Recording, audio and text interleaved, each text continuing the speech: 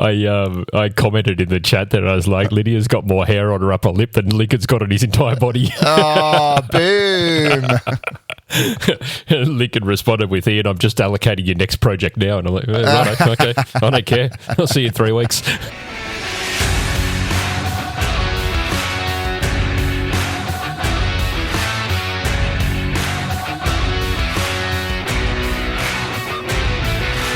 Welcome to GCP Life, episode number 43 for the 30th of June 2023. GCP Life is sponsored by Kasna. At Kasna, we make your Google Cloud solutions possible. And I'm your host, Stephen Bancroft. On today's show, what has Google gone and done now? We look at a few new Google features, plus security and breaches, and the Australian government turns the screws a little more on cyber crooks. But before we get to any of that, I'd like to introduce the co-host of the show, Ian Brown. How you going, Ian? I'm good, Banky. How you doing, mate? Oh, mate. What a week it has been. It is the last day. We're actually recording a little bit earlier. And I've just had the biggest weight lifted off my shoulders, I tell you what. So I'm feeling fantastic. No, it has been a bit of it's been a good week. I've finished up a project this week and just looking forward to getting on the road now. Yeah, that's right, because we'll be meeting up, on Monday? Yep. I've got a 5-hour drive on Sunday and then about the same, about 5 or 6 hours drive on Monday to come to your place. Yep. And then we're off for 3 weeks. That's it. So, yeah. Yeah, looking forward to it. Really looking forward to it. Really looking forward to it. The preparation has been insane. Yep. We've had multiple meetings, haven't we? And we've got lists of things. And a last minute change of itinerary so that we go down to Mayfield Ruins. And Yep. It's, if you're going to the most northerly point in Australia, it's not a trip to be taken lightheartedly. No. So to speak. No, my wife was saying we can do Rubyvale any weekend. We can just go up there for a long weekend over Easter or something like that. But north of Cairns, well, probably north of Rockhampton, that's a week's trip. It's a week to get up there. Yeah, that's right. It gets difficult. And you really got to plan. I went out and did a shakedown trip last weekend. Things went pretty well. With that new bar I put on the back and everything seemed to go pretty well. No dramas there. Lights all worked, which was good. Nice. But it was cold. We had that big cold snap come through the east side of Australia, and everyone's been feeling it up and down the coast. There's been heaps of snow. It was cold, but no major dramas to report. So that's awesome. Pretty confident, yeah. I just did the last service on the vehicle before we head off, and I couldn't get the bleed screw on the diesel fuel filter opened up so that I could drain it out before I took it off. And I don't know whether I was turning it backwards or not. I don't really know. But I couldn't get it undone. So I just went, I'll just unscrew it and I'll accept the fact that I'm going to slosh a bit of diesel on the inner guard. Yeah, no, it wasn't just slosh a little bit of diesel on the inner guard. It was all everywhere. The diesel. It still smells of diesel. Yep. This is the way things work. Yep. But, look, we are recording this one a bit early. We're recording on the Friday afternoon. I'll publish it next Friday, so it's a week early, and I'll publish it whilst we're on the road.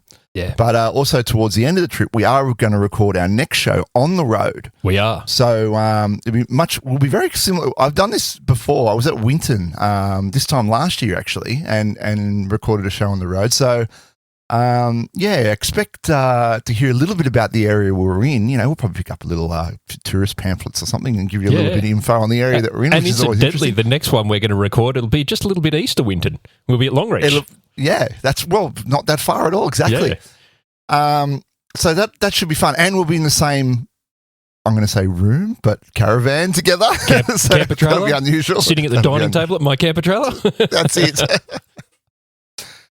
So, we've got all that to look forward to. But look, like I said, this week's been really busy. And to cap it all off, literally this morning, I went and sat a certification. Yeah, how'd you go? At the Google Cloud Professional DevOps certification. It's a recertification. It's the second time I sat it. And I passed. Yeah, nice. Congratulations. Thank you. Boy, oh boy. do they love their GKE? Oh my goodness.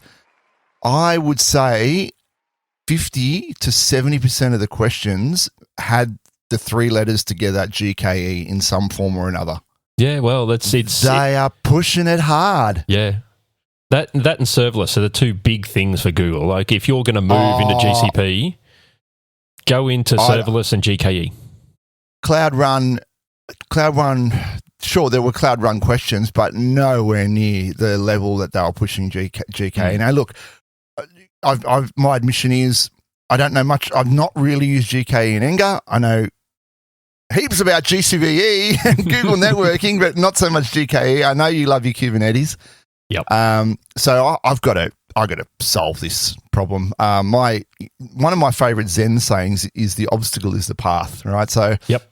If there's something you don't know, then that's the way forward. So when I get back from this trip, I'm going to set myself up a GKE cluster here. I might do Kubernetes the hard way and just build it from scratch. Yeah. And just learn how this all works from top to bottom. So you'll look forward to hearing me some tech adventures on that one. Nice. But if you're looking to sit that cert now, my strategy for it was I went back and I reviewed a Cloud Guru training. Now that is out of date. Mm-hmm. Now the reason I did do that though is because when I went and did the sample questions, they only give you 13 sample questions. They were exactly the same as 2 years ago. The sample questions were exactly the same.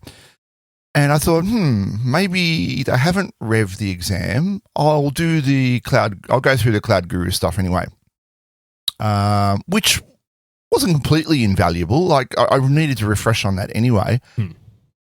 But that was enough to get me through. And then sort of my experience knowing how service accounts work and, workload, it was a workload federation and things like that, workload identity federation, then you find you can get through. And if principle of least privilege yep. and those kind of concepts, SLO, SLA, SLI, then you can factor what's going on in the question. You can figure it out in what's going on in the question. Were there a few questions where I just had no idea? Absolutely there were. I just had to stare just dumbly at some of them and go, I literally have never heard of this before. There's at least two or three like that. Russian roulette with the answers. Yeah. Let's just pick one. Yeah. So I'm going to have to go and look it up. Some question about setting a development URL on a Cloud Run instance and deploying a development instance. I don't know. I'd never done it before.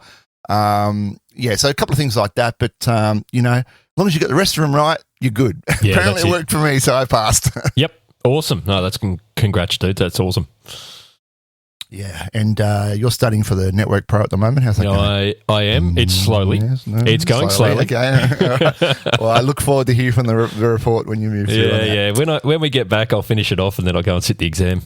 That's it. I know one of the ladies that we work with, she's actually studying it as well. Shout out to Lydia. I had a session with her today to go through calculating CIDR ranges and all that, which you obviously need for the network cert. Yeah. Oh yeah, that's a tricky one. That you've got to know. Once again, you've got to know how your Kubernetes pods and nodes fit into certain ranges, right? Yeah. Like what's the max number of pods per node and what size range is allocated to each node, and therefore, if you need to deploy X number of pods, what range of IP do you need? Yep. It's all important in that certification. But aside from that, I hear that Twitter is paying their bills again. Yeah. So as it turns out, the new CEO of Twitter has resumed paying for Google Cloud Services. Linda Yaccarino, I think is how you pronounce her name. Sat down with Twitter and reinstated the payment of the bills over the potential lawsuit that was coming their way and loss of service. Now they've cut some deal with them so that they can do like some some mutual deal where Google can advertise on their platform, but Twitter gets credits or something like that. Yeah, I found this one a little bit interesting. So it says in the article that we read from IT News, the two companies will explore a deeper partnership that involves Google's advertising spending on Twitter and its use of the social media company's data access tool. So good. If they can work out a deal with Google to continue paying for the service and utilizing Google Cloud, then fantastic. It's better than just cutting it off as it was before. Yep.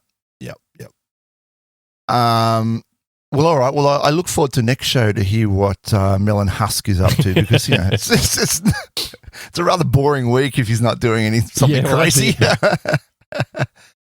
And what's this about the Mega Upload guys? Yeah. They two coders at the file sharing website Mega Upload were sentenced to prison by a New Zealand court on Thursday after pleading guilty in a deal which they promised to testify against the site founder Kim.com. Yeah, that's been ongoing for a while, right? It has, eh? So they were originally charged with 185 years. Ugh. And they got a plea deal because they pleaded guilty to the charges, so the plea deal brought it down to 10 years each. But Kim.com is still fighting extradition from New Zealand. But the takeaway from this article that I found just astronomical was US authorities say that these three coders, including .com and a fourth Mega Upload executive who's since died, had cost film studios and record companies more than $500 million US, which is roughly equates to 726 million Australian dollars, and generated more than 175 million US in revenue by encouraging paid users to store and share copyrighted materials. That's an awful lot of money. But is it? Look, it cost film studios and record companies more than 500 million. Now, a single film, like a list film, could cost $30 or $40 million to make. Oh, that's right. That's right. But they're talking about sales revenue. Like if you buy the movie, let's say you buy the movie, it's $40. You go and buy a DVD at the shop. If you can find DVDs at a shop anymore. Yeah, streaming rights. Yeah. So, well, that's it, streaming rights, because every time you stream something on Netflix or Binge or whatever other streaming services out there today, and the plethora of streaming services that have popped up, that streaming service pays the film studio a royalty to show that film. And so, I mean, based on that, that's a lot of money. That's a lot of views. Yeah. I don't know. I think, you know what? This is a drop in the ocean, though. That's the reality of it, right? That's right. The film studios. Look, I'm not advocating for piracy by any means. It's stretch of the imagination. No. But the thing is, the film studios, they're still making money, right? They're on their box office opening, you'll see films that still make money. Oh yeah. Right now, it's the long tail of it, right? That's where they're losing out, right? Because once it comes out and it's on a DVD or it's on a streaming service and it gets ripped, then it's available for anyone, right? I think it's another one of those things where I think the film and music industry is very, very late to the party on a lot of things. They pushed against digitization of their platforms for years and years and years and years. Like you and I were both around when Napster was around, and they fought and sued Napster a million times then. Yep. And then instead of embracing it, Apple took the torch and ran with it, and everyone was kicking themselves after that, right? That's right. So, look, I think to a degree, the record and film studios got themselves to blame for a bit of it. But really and truly, just go and get a streaming service and stream the movie. You don't need to pirate it. But the number of streaming services, well, don't get me started on that one. I feel like we're transitioning into the US, where we've just got like 100 different streaming services, and you've got to pay for each one separately. Don't go down that rabbit hole. We'll talk about that another time. But you ran into a problem with RSA keys. Now, come on, Ian. This is an old problem. What did you find with this? Okay, so this is an old problem. Okay, so RSA SHA-1 keys have been deprecated since about 2020, about Mayish 2020.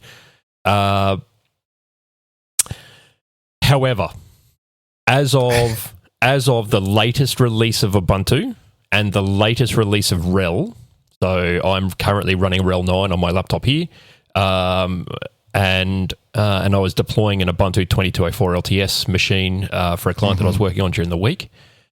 You can no longer SSH into a machine with an RSA SHA-1 key. So all of your old keys that you've been using for donkey's years that you've never rotated because, that's hard work, they no longer work.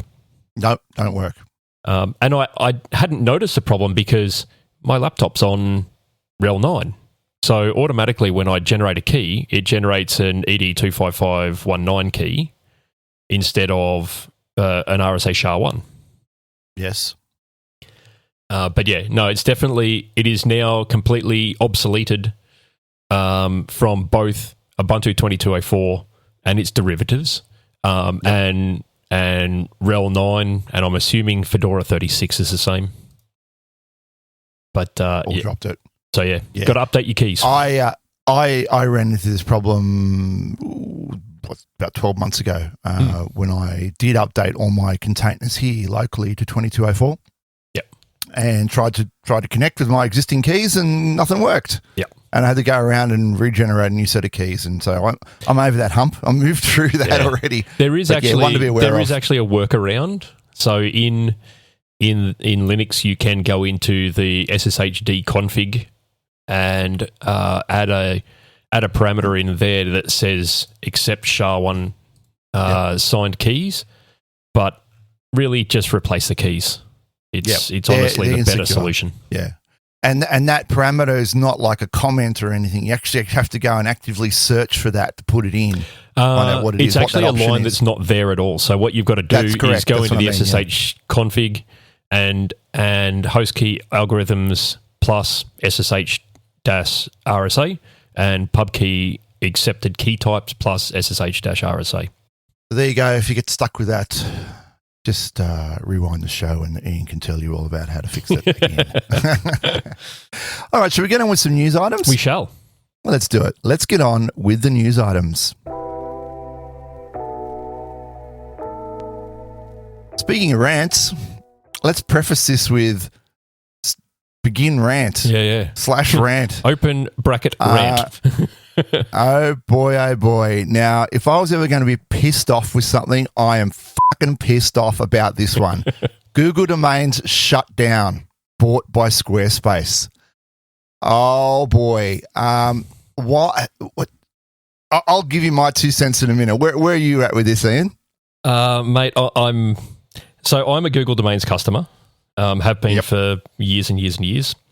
Now, my biggest issue with this is not that Google's shutting it down, but that I learnt about it from Squarespace. Yeah. So I didn't learn about it from a Google notification or an email to me to say, hey, look, we're just about to enter into an agreement to sell to Squarespace, and your domains are going to be migrated over. You don't need to do anything. Everything's going to be cool. There was literally like nothing. It was just silence from Google's side. Well, and to rub salt in the wound, that they first give us a crapshoot that is .zip domains, and then they dump us and they walk away from Google Domains. Now, the reason I'm so irritated about this is because I have slowly over the last few years since I got involved with Google Cloud been moving my entire ecosystem over into GCP. Right, I got a few websites, a few things on the outside that I do, and a few people that I help with things, and I've been migrating my domains. I must have 20 domains there, right? I'm not quite done with all of them yet, and I had been slowly migrating them. Guess what? Yep. I got to migrate them all back now. Yep. And the biggest problem with that is if you've only just migrated a domain, there's a hold period there where you can't migrate it again until the whole period is up. And I can't remember the exact number, but it's like 60 days or something. So it's got to stay there for 2 months before you can move it again. Yeah, I think I'm in the clear for that one, but it's just the work, right? It's just the hours already put into doing all that. It's a ridiculous it's a ridiculous scenario. Now, look, I can't say a huge amount about what I learnt this morning. I was on the Champion Innovators call this morning with the product leads at Google about this, and I won't say anything about what I learnt there. But look, my inkling is here that this is going to irritate a lot of people.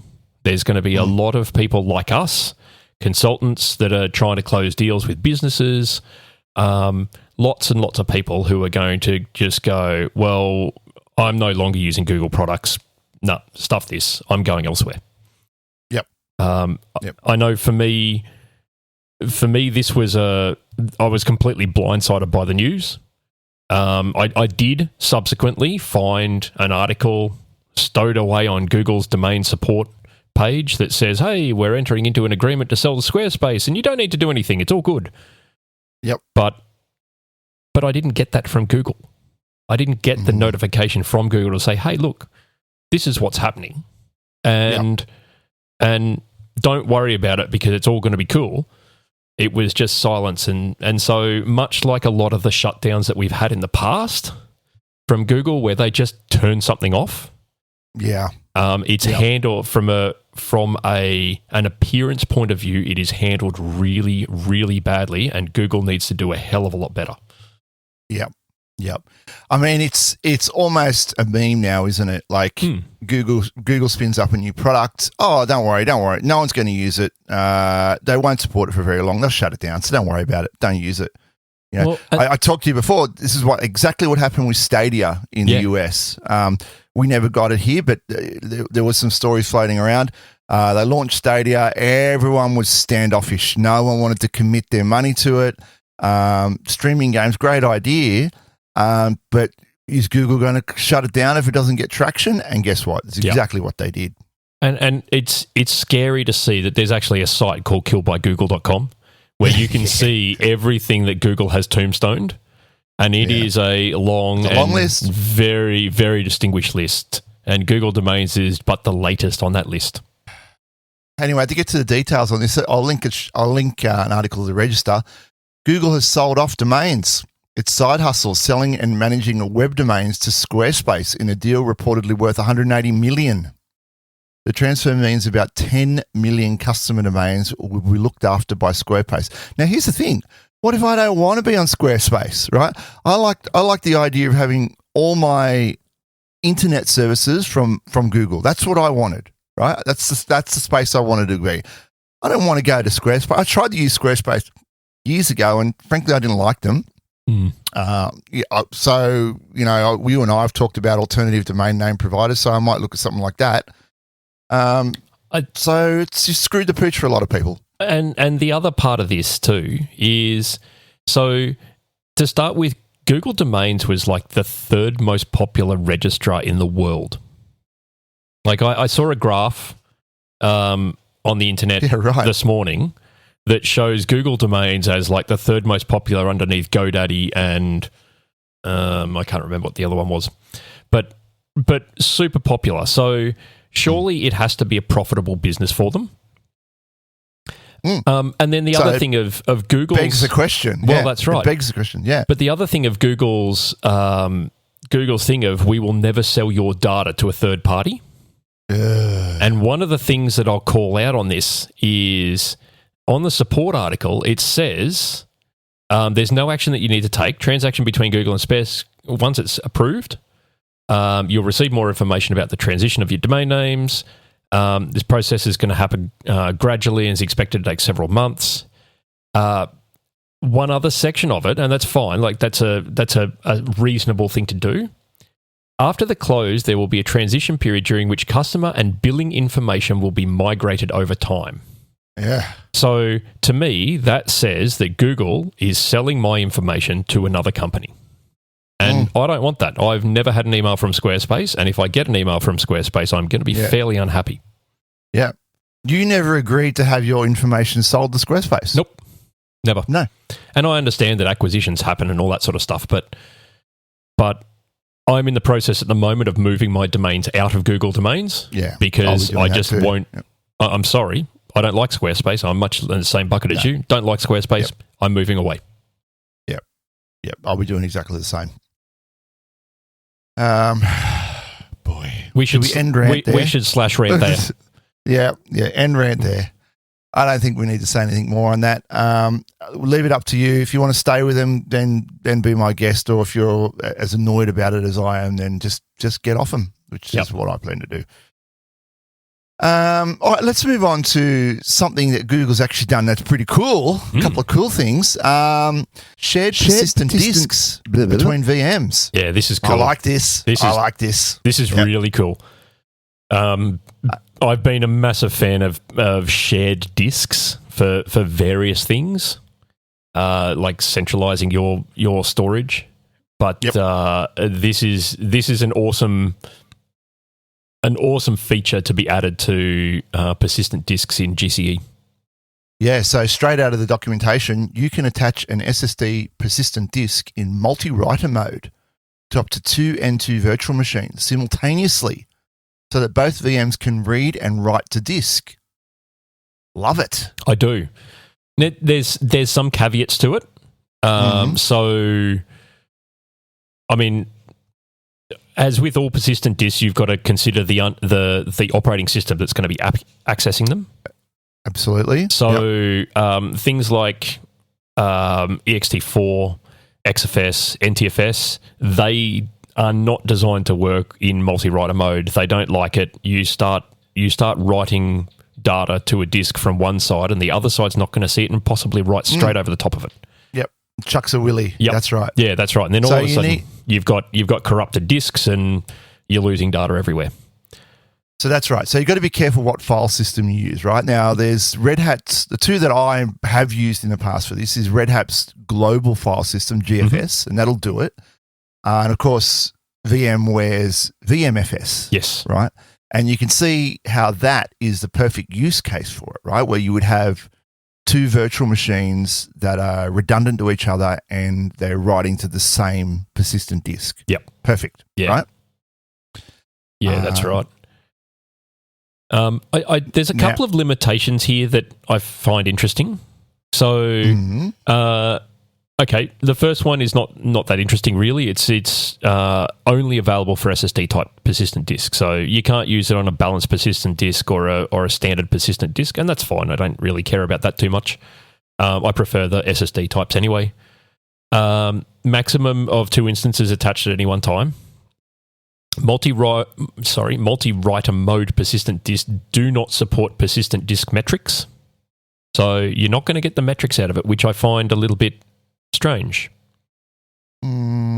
But I suppose that's sort of a limitation at this point in its evolution, in that they've got to be able to pull those metrics from 2 different VMs. From somewhere, that's right. I was thinking that's probably due to the way it reads the metric through the VM, and they can only read it from one source. Yeah, that's not right. from both sources. Something to do with that. Yeah. Now, disks in multi-writer mode cannot change to read-only mode.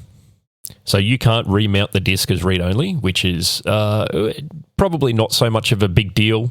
You can't use disk images or snapshots to create persistent disks in multi-writer mode.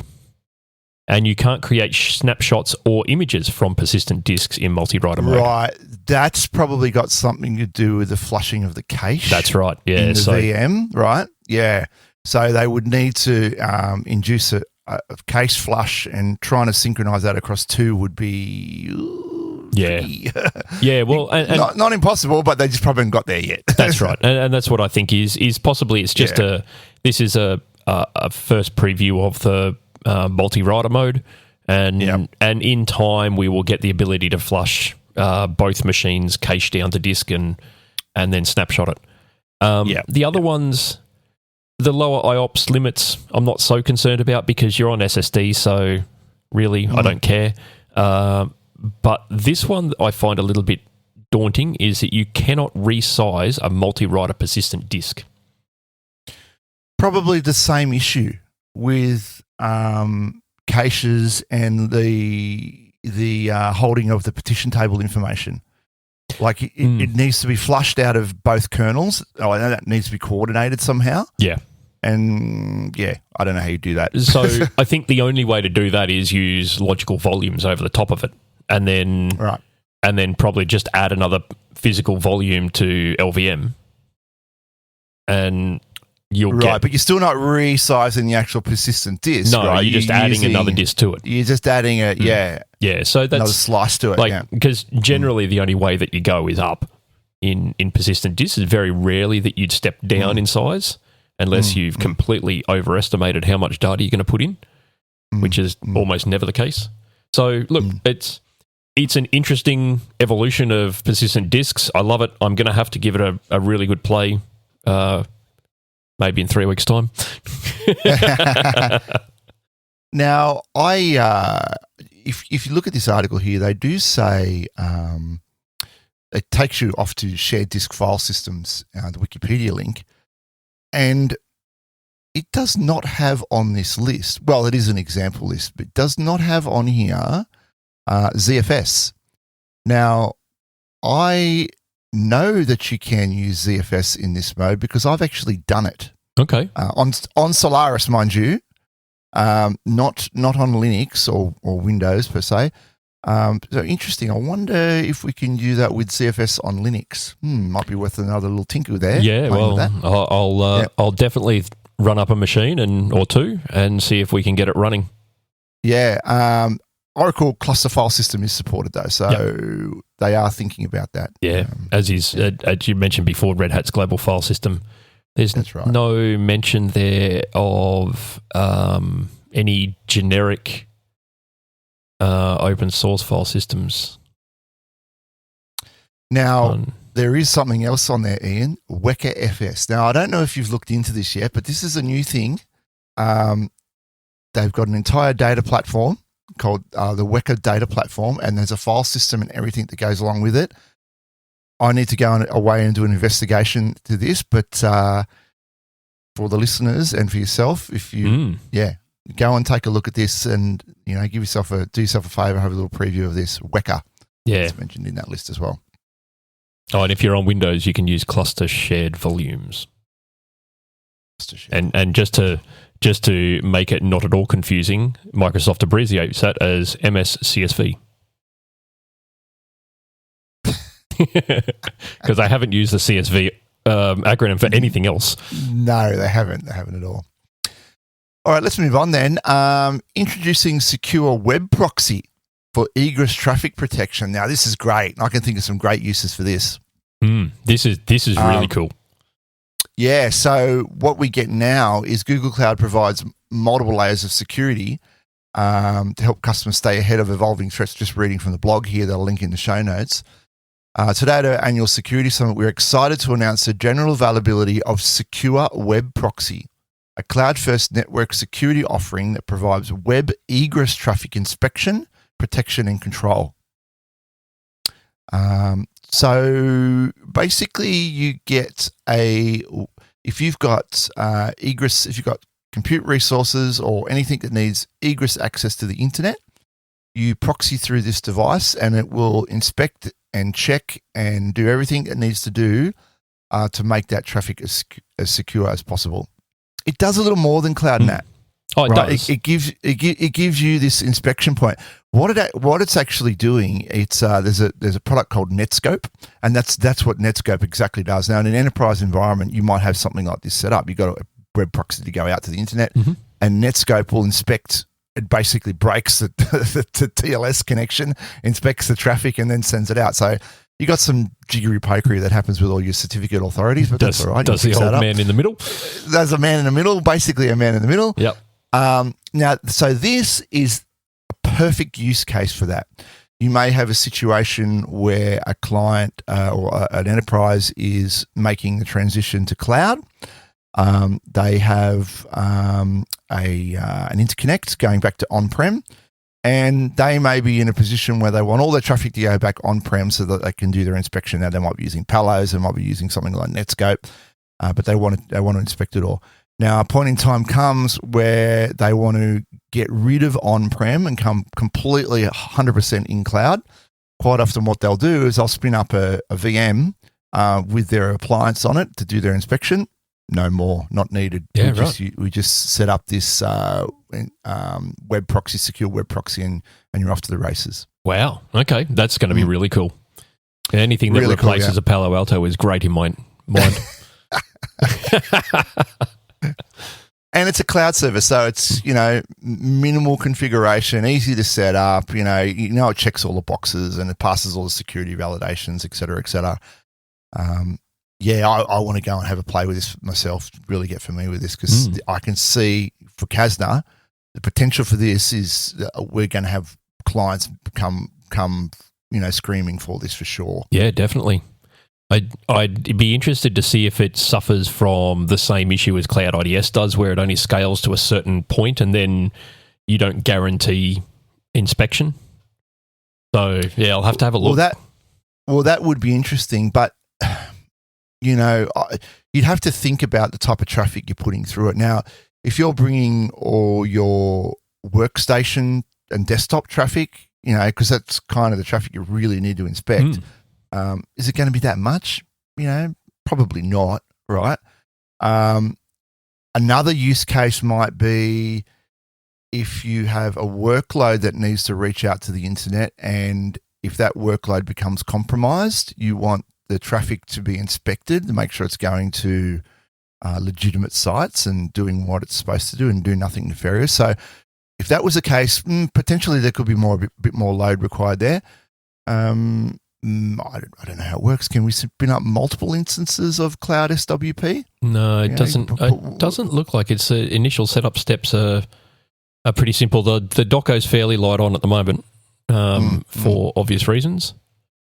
It does show it here being in a zone in the example, US West 1B. So maybe you can have like one in each zone. Yeah, and that might be a way to sort of spread the load a little bit. Yeah. Yeah, so definitely one to check out. That's I'll have it. That's on the list of playing with things to play with when we get back. That's on the list of things to play with. Absolutely, going to be tied along up with for weeks. Kubernetes.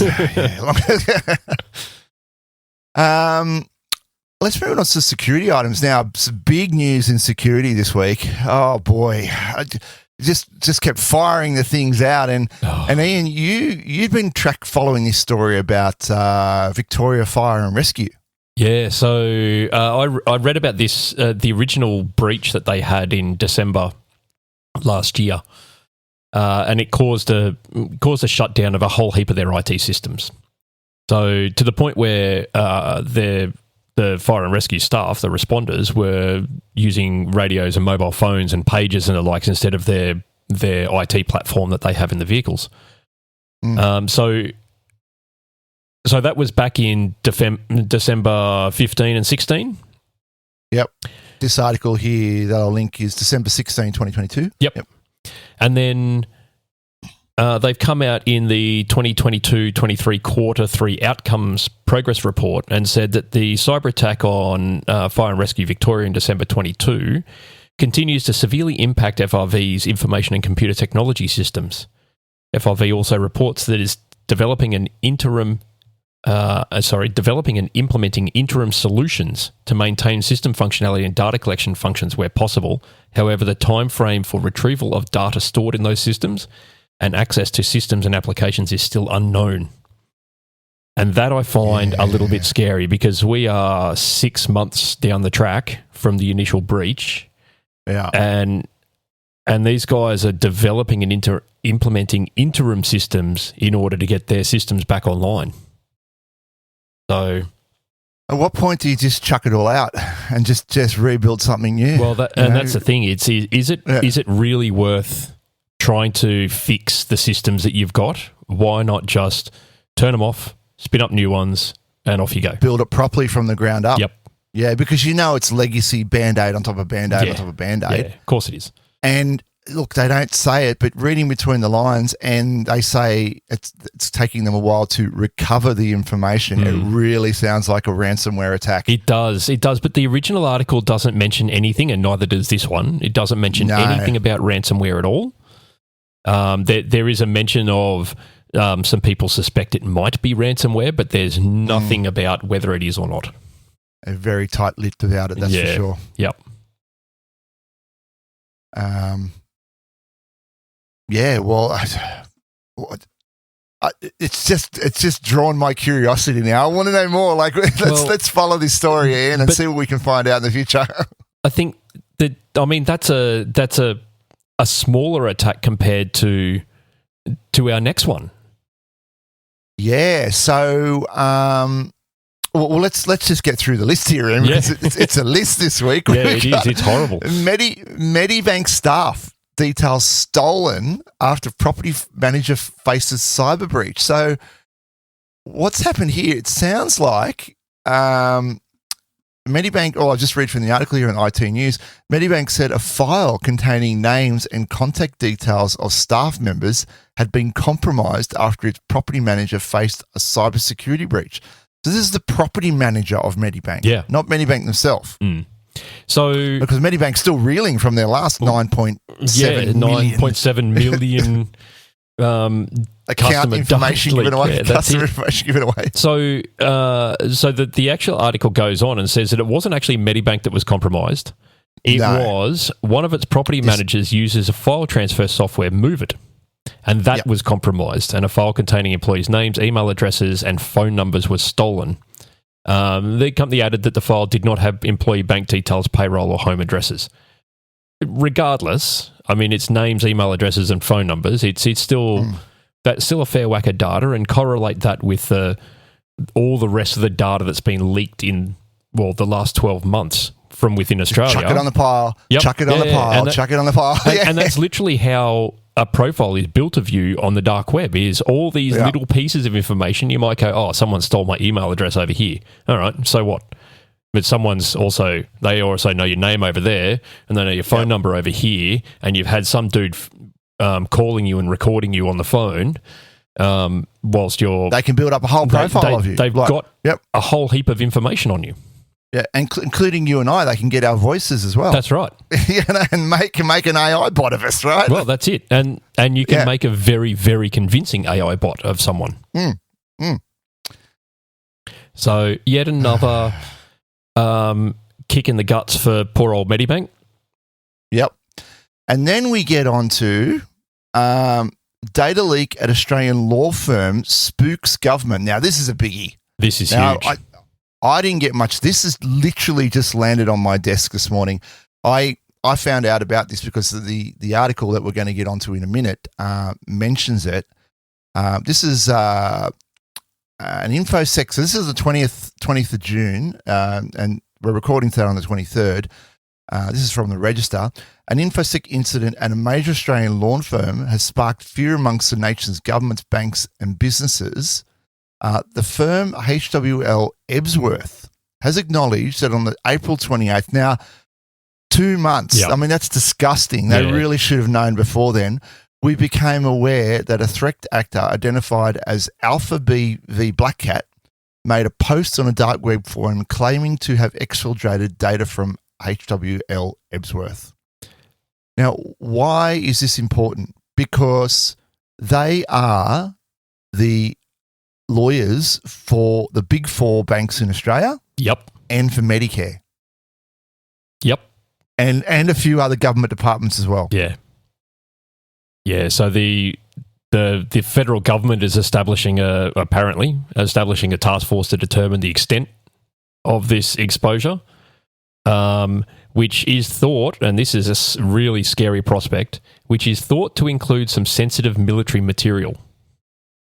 So, that's when you start compromising military assets, that's when things get a little bit a bit more frightening than, okay, your driver's license being compromised. It's inconvenient, but it's not like national security type inconvenient. It's national security. Now you understand the term national security, right? When things like that start, alarm bells really go off. That's right. And I suspect that ASIO and ASD, the alarm bells are really ringing there at the moment. And we have Tasmania is also a client of them. Mm-hmm. And ironically, the Office of Australian Information Commissioner, the entity to which data breaches must be reported, is also a client. Yep. Yeah. It's a little bit ironic that the people you've got to report the breach to are one of your own clients.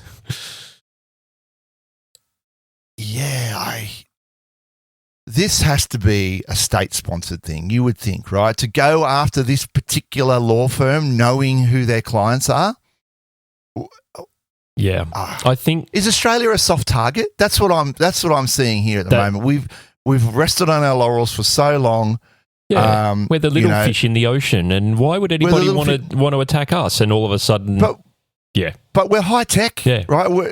We're pulling our weight along with all the other Western worlds when it comes to our adoption of technology and use of technology in government and in in enterprise. And I think we've just rested on our laurels too long. Why would we go after Australia? Well, it's the reason you get a car alarm, right? Not so that they don't break into yours, but so they break into everyone else's car, right? It makes yours more difficult. Yeah. That's exactly what's happened. The other countries in the world have become more difficult. Yeah. And now we're the soft one. Yeah. We're the soft touch. Yeah, that's it. Right. I find it interesting that HWL Ebsworth secured an injunction to prevent the media from reporting on the content of the leaked documents. And that's, I suppose, a good thing and a bad thing. It's a good thing insofar as if the public doesn't know what's in those documents, then the negotiating power of the hacker is far lessened. But it's also bad insofar as we don't know what was in those documents and we might never know. And that could be some fairly sensitive stuff.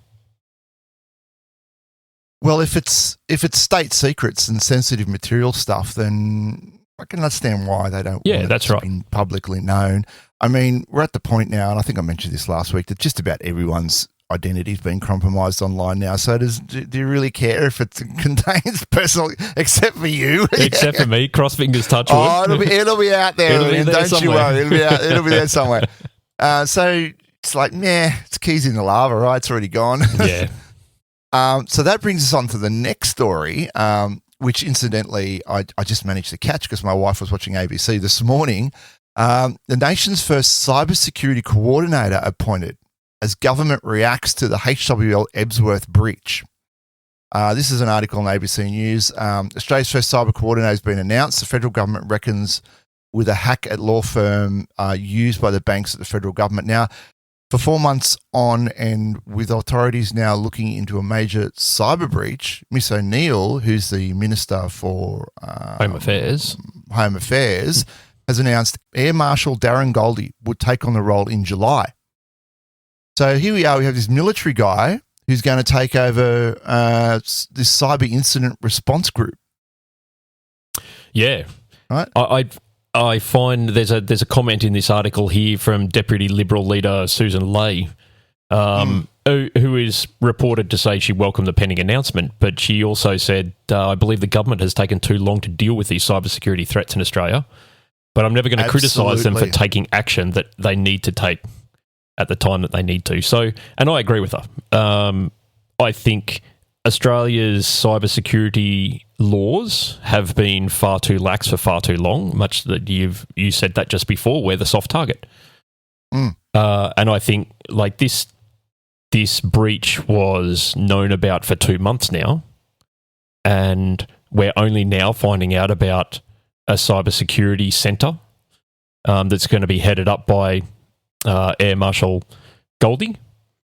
I think that should have been done within weeks of that attack being known.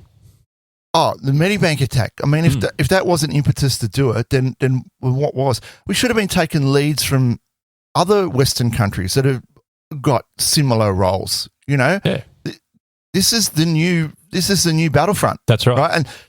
And I'm not trying to sound cliche, right? But it's cyber warfare. It is literally cyber warfare. That is what's happening now. This is the battlefront now. That's right. We've got a war going on in the world, but even that, right? Even though that's a traditional one going on, you're seeing drones. I mean, the usage of drones, right? The usage of this kind of modern tech. It is all cyber warfare now, and we're actually on the pointy end of it right now and feeling the pinch of it. Yeah, that's right. I welcome this. I welcome the Australian Cybersecurity Centre. I think it's a fantastic move. I hope they have enough clout legislated behind them that they can actually affect some real change, though. Yeah.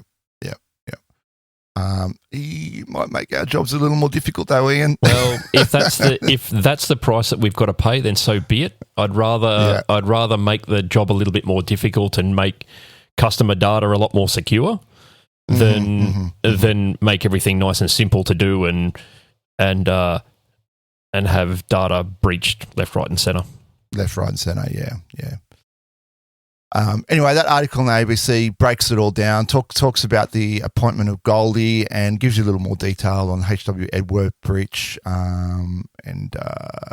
talks about the Big Four and Medibank, how they're involved as well. Medicare, how they're involved as well. All right. I'm just tracking the time here, over an hour. So let's get on with the AI Wars. AI Wars.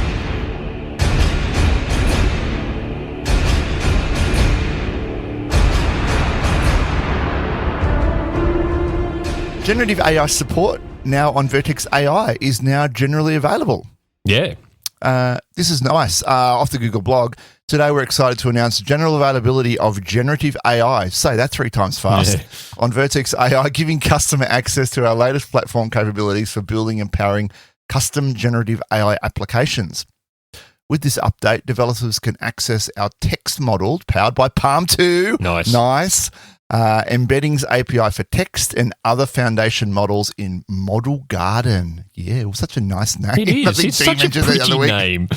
You go intend to the garden. That's it. Model Garden lets customers access and experiment with foundation models from Google and its partners, with over 60 models available and many more to come. What do you think about this, Ian? Are you going to go and have a play with this? It's definitely on the list. Again, that list when we get back from the Cape is long and distinguished. But yeah, I have to go and have a play with this. This looks really cool. I'm on a bit of a cert drive at the moment, personal cert drive, and the ML certification is on my short list, and this will be high on the play with things when I get to the ML certification. Yeah, so definitely. I'm looking forward to it. Definitely. Yeah. No, they've got here. They're already seeing innovative results from early adopters via our trusted tester program and preview period. For example, leading global airline supplier GA Telesis is using the Palm model on Vertex AI to build a data extraction solution that automatically synthesizes email orders and provides customers a quote. This eliminates the need for their sales team to manually cross-reference emails with inventory availability. And GitLab is also leveraging the Cody model on Vertex AI for their explain this vulnerability feature. There's a whole list of integrations there from early adopters, and I think the capabilities here are potentially endless. I really want to go and play with it and see what I can break. Yep. And Canva. I think we reported on Canva a few weeks ago on some of the generative we did too. Stuff that they're doing inside their app. Turns out they're using Vertex AI to do that. That's cool. So good link in the blog article. I'll put the link in the show notes, but there's also a link at the bottom of that to a latest AI news called The Prompt, which is a weekly newsletter that Google publishes, just telling you about the latest in generative AI and AI generally. So go and have a read of that if you want to get up to date. And I think we'll end up on this last one here, which is ironic. The irony is not lost on me with this one. Google, this is from Australian IT News. Google, one of AI's biggest backers, warns own staff about chatbots. Alphabet is cautioning employees about how they use chatbots, including its own Bard, at the same time as it markets the program around the world. The irony. This is. I don't know really what to say here. This is it's amusing and sad at the same time. So it is, yeah. Google Parent has advised employees not to enter its confidential materials into AI chatbots. The people said at the company confirmed, citing long-standing policy on safeguarding information. Now, look, we've talked about this, right? Just don't go to chatbots and paste huge blocks of PII or, commercially sensitive information. Yeah, that's right. Your IP is still your IP. You still need to protect it. You can, I guess you could obfuscate the data somehow, right? There are ways of doing that, right? Run it through DLP or whatever, right? You can use your own private model, right? Yep. There's ways to do that now.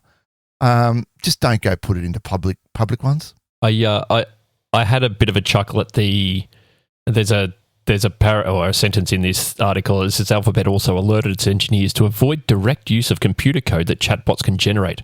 Some of the people have said, and I'm like, hang on, you're working at Google, getting paid stupid amounts of money, and you're using a chatbot to generate code? What the? Oh, why not? Why not? Well, you're employed at the big tech because you are excellent at your job. Yeah, look, now, Ian, on that, to be honest with you, right, not everyone can just go up to a chatbot if you don't know Python, you don't have any programming skills, go up to Bard and say, write me a Python program that does blah. Yeah, correct. Right? They'll get the code, and then it's like, well, what do I do with it now? Right? 9 times out of 10, the code's not going to work, right? Because I've tried it, right? I've tried it, and you got it. You actually need to know what you're doing to a certain degree already. Oh, yeah, definitely. Right? And it's just like searching on Stack Exchange, right? It's just it'll give you a little prompt, a little push to go in the right direction. Oh, okay, I'll use this piece and that piece, and then still got to sort of know how to put it together anyway. Yeah, that's right. But what I think I'm saying here is that I wouldn't expect an engineer working at Google or Microsoft or Meta or Amazon or any of those big tech companies to be using a chatbot to generate code in the first place. I would expect that they are smart enough and know the language that they're coding in because it's the language they use every day and be able to know the nuances of that language. Yeah. No, you're right. You're right. If they are using it every day and they know it well enough, I mean, it's an extra step, right? It's a tedium that they don't need to go and ask it. Just type it out. Just work it out yourself, right? And then not even that. Like I know Ruby well enough. I know C# well enough. I know Go to a degree, and I know JavaScript well enough that I could probably go to Bard or ChatGPT and get a block of code written out for me. But I reckon I'd probably spend more time reading through that code, trying to understand what the chatbot has given me and trying to understand how that fits in versus just writing it myself. Yeah. That's right. Yeah. And that's, you're absolutely right there because you know what it's like. You know how to code, but you go and look at someone else's code and you got no idea. No. Right? They've got they're in a completely different headspace when they write it. It's like, you finish some code off on Friday afternoon, you come back to it Monday morning, you go, what the hell did I just write? Yeah.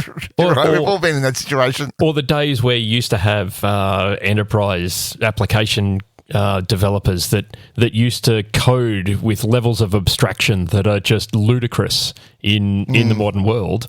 And you read it and they've got an interface that points to an abstract that points to a class or vice versa, actually. But is there a need for that level of abstraction? No. Does it benefit the application? Not really.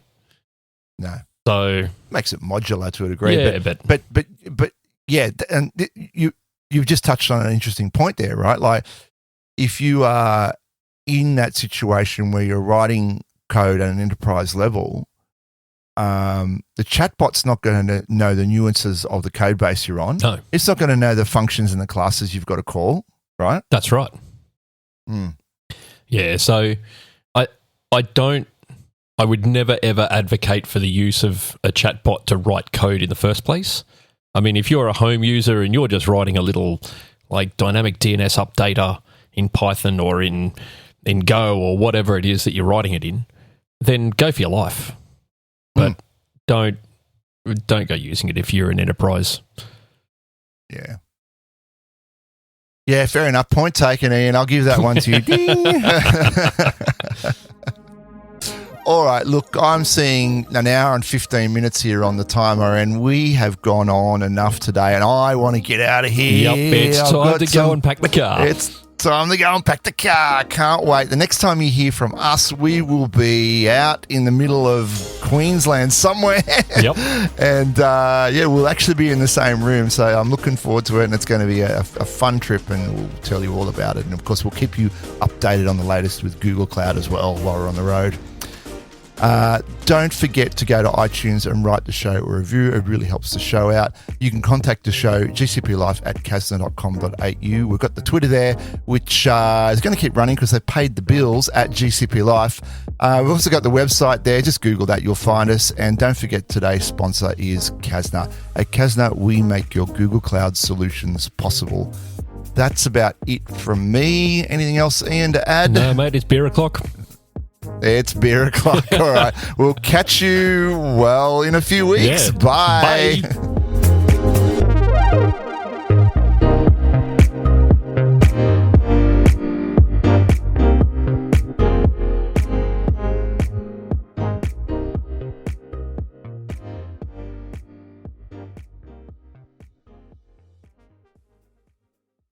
Okay.